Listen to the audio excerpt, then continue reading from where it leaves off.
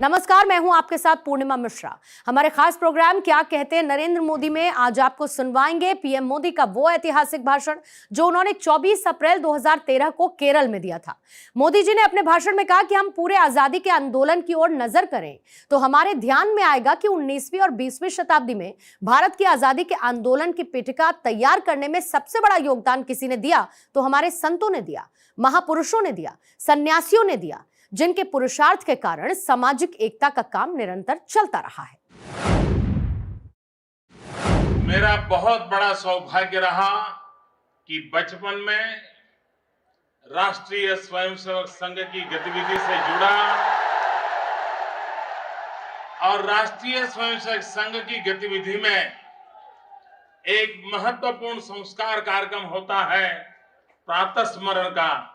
और जब हमें प्रातः स्मरण सिखाया गया था उसी समय से प्रतिदिन सुबह परम पूज्य ब्रह्मलीन नारायण गुरु स्वामी का स्मरण करने का सौभाग्य मिलता था। आज देश की जिन समस्याओं की ओर हम देख रहे हैं उन समस्याओं की तरफ नजर करें और श्री नारायण गुरु स्वामी की शिक्षा पर नजर करें तो हमें ध्यान में आता है कि अगर यह देश श्री नारायण गुरु स्वामी की शिक्षा दीक्षा के कदमों पर चला होता तो आज हमारे देश का यह हाल न हुआ होता। श्री नारायण गुरु स्वामी ने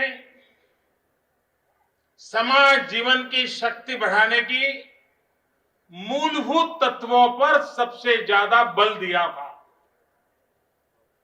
आज समाज में किसी न किसी स्वरूप में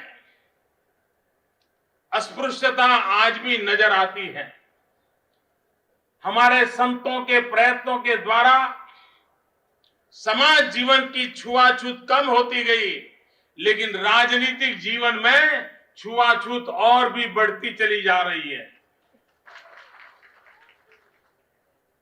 यह देश स्वामी विवेकानंद जी की 150वीं जयंती मना रहा है और जब हम स्वामी विवेकानंद जी की 150वीं जयंती मना रहे हैं तब इस बात का भी संयोग है श्री नारायण गुरु स्वामी उनके जीवन में भी इस कार्य को आगे बढ़ाने में स्वामी विवेकानंद जी का सीधा सीधा संबंध आया था। हम पूरे आजादी के आंदोलन की ओर नजर करें तो हमारे ध्यान में आएगा कि 18वीं शताब्दी का उत्तरार्ध, 19वीं शताब्दी, 20वीं शताब्दी भारत की आजादी के आंदोलन की पीठिका तैयार करने में सबसे बड़ा अगर योगदान किसी ने दिया है तो हमारे संतों ने दिया है, महापुरुषों ने दिया है, सन्यासियों ने दिया है, जिनके पुरुषार्थ के कारण एक समाज जागरण का काम, सामाजिक चेतना का काम, सामाजिक एकता का काम निरंतर चलता रहा और उसी का परिणाम हुआ कि देश के आजादी के आंदोलन के लिए एक मजबूत पीठिका का निर्माण हुआ। 1857 के स्वातंत्र संग्राम के बाद अंग्रेज ये मान करके चलते थे कि अब हिंदुस्तान को हजारों साल तक गुलाम बनाए रखा जा सकता है, अब हिंदुस्तान खड़ा नहीं हो सकता है। लेकिन 1857 के स्वातंत्र संग्राम के बाद पूरी 3 शताब्दी की ओर देखा जाए तो इस देश में इन महापुरुषों की एक श्रृंखला रही है और उस श्रृंखला के कारण निरंतर हिंदुस्तान का कोई एक राज्य ऐसा नहीं होगा, हिंदुस्तान का कोई समाज ऐसा नहीं होगा, हिंदुस्तान का कोई क्षेत्र ऐसा नहीं होगा कि जहां पर पिछली 3 शताब्दी के अंदर कोई न कोई ऐसे महापुरुष के जन्म न हुआ हो जिस महापुरुष ने सामाजिक संस्कारों के लिए, समाज सुधार के लिए, सोशल रिफॉर्मर के रास्ते काम न किया हो और समाज को जोड़ने का काम न किया हो। ऐसा पिछली 3 शताब्दी में किसी भूभाग में नहीं मिलेगा। चाहे स्वामी रामदास हो, चाहे स्वामी विवेकानंद हो, चाहे स्वामी दयानंद से लेकर के स्वामी श्रद्धानंद तक की परंपरा हो, चाहे बसवेश्वर हो, चाहे चैतन्य महाप्रभु हो, चाहे नरसिंह मेहता गुजरात में हो, इस देश के अंदर ऐसी एक परंपरा रही। और केरल में भी पूज्य नारायण स्वामी कहो या अयंकाली जी कहो, इन सब की परंपरा के कारण हिंदुस्तान के अंदर इस चेतना को जागरूक रखने में सफलता मिली थी। इन महापुरुषों ने त्याग और तपस्या के द्वारा देश में जागरण का काम किया, देशभक्ति जगाने का काम किया, हमारी संस्कृति, हमारा धर्म और परंपरा को जगाने का काम किया। और उसके कारण भारत के आजादी के आंदोलन के लिए एक बहुत बड़ी पीठिका तैयार हुई। लोगों को लगता है कि दुनिया की अनेक परंपराएं, अनेक संस्कृतियां, अनेक समाज जीवन की परंपराएं ध्वस्त हो गई। इतिहास के किनारे जाकर के उन्होंने अपनी जगह ले ली, आज उनका कहीं नामो निशान नहीं रहा।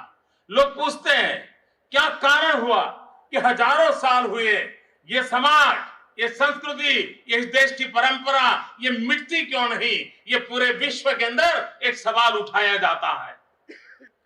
और इसके कारण समाज जीवन में अगर हम बारीकाई से देखें कि हजारों साल हुए, हमारी हस्ती मिटती क्यों नहीं? मिटती इसलिए नहीं है, हजारों साल में हमारे अंदर बुराइयां नहीं आई हैं, आई है। हमारे में विकृतियां नहीं आई है, आई है। हमारे समाज में बिखराव नहीं आया है, आया है। अनेक बुराइयां आने के बावजूद भी इस समाज की ताकत ये रही है कि हिंदू समाज ने हमेशा अपने ही भीतर संतों को जन्म दिया, समाज सुधारकों को जन्म दिया, एक नई चेतना, नया शास्त्र जगत जगत बनाने के लिए जो जो लोगों ने जन्म लिया उन महापुरुषों के पीछे चलने का साहस दिखाया और अपनी ही बुराइयों पर वार करने की ताकत हमारे ही समाज में से पैदा होती थी। ऐसे महापुरुष हमारे समाज में से ही पैदा होते थे और उन समाज महापुरुषों के पैकी एक बहुत बड़ा नाम केरल की धरती पर जन्मे हुए परम पूज्य नारायण स्वामी का है। श्री नारायण गुरु जी ने उस कालखंड में शिक्षा को सर्वाधिक महत्व दिया और आज अगर केरल गर्व के साथ खड़ा है शिक्षा के क्षेत्र में, पूरे देश में केरल ने अपना एक रुतबा जमाया है। अगर उसके मूल में हम देखें तो 100-125 साल पहले ऐसे महापुरुषों ने शिक्षा के लिए अपना जीवन खपा दिया था और उसके कारण ये सबसे बड़ा मजबूत फाउंडेशन, शिक्षा का मजबूत फाउंडेशन आज केरल की धरती पर नजर आता है।